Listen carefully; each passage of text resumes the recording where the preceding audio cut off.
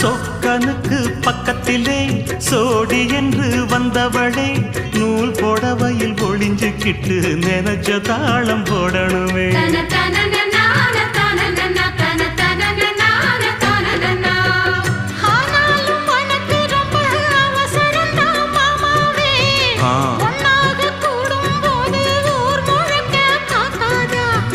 பார்த்தாலும் தவறு இல்ல பனியுறங்கும் ரோசாவே உன்னால சொத்த வச்ச மூக்குலதான் வைக்காத